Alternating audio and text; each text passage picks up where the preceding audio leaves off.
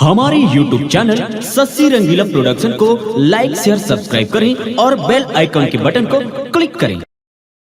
नहीं वो तोर बिहाव हो जाही ता तोर ओला का कहिबे? पति कहिबो जोड़ी कहिबो गा? नहीं वो छत्तीसगढ़ी में का कहता? डौका कहिथेगा? लेन त मुँह एक बार कह दे डौका। हट गा, हम नहीं कहत।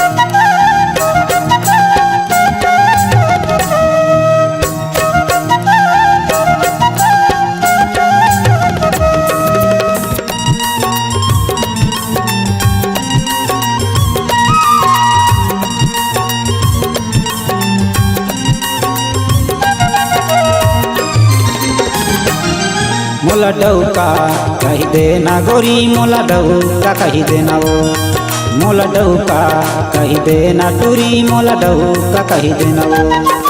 कुंवारी मैं के तोरे डौका गोरी, कुंवारी मैं के तोरे डौका गोरी, अब काबर नहीं कही था वो मोला डौका, मोला डौका कही देना गोरी, मोला डौका कही देना वो, मोला डौका कही देना टूरी, मोला डौका कही देना वो।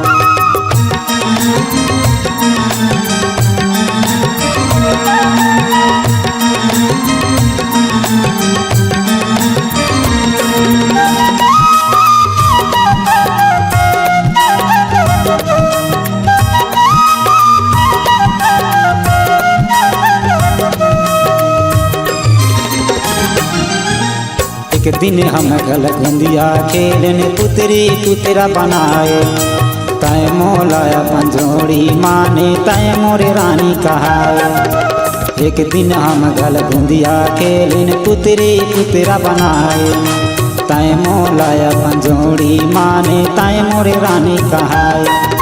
मांगे मसेंदूर भरे क्यों, मांगे मसेंदूर भरे क्यों, लेगे तो लाया अपन घर माँ मोला डौका, मोला डौका कही देना गोरी, मोला डौका कही देना वो, मोला डौका कही देना टूरी, मोला डौका कही देना वो।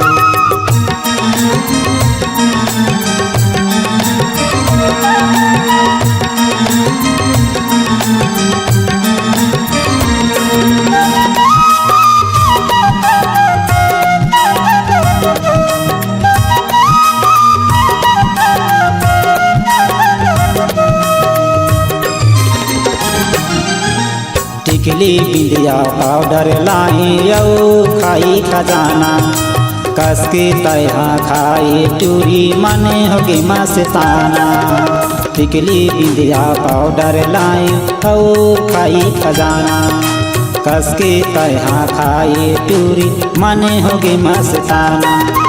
तोर दुनो हम मजा उड़ाबो, तोर दुनो हम मजा उड़ाबो, हे बाली उमार माँ मोला डौका, मोला डौका कही देना गोरी, मोला डौका कही देना वो, मोला डौका कही देना टूरी, मोला डौका कही देना वो।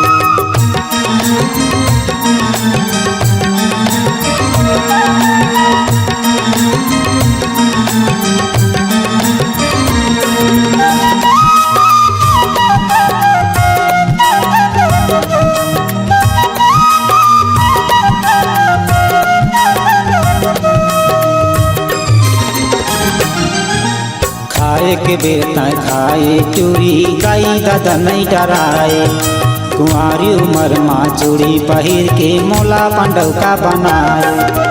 खाए के बेटा खाए चूड़ी गाई दादा नहीं डराए, कुंवारी उमर माँ चूड़ी पहिर के मोला पंडौका बनाए।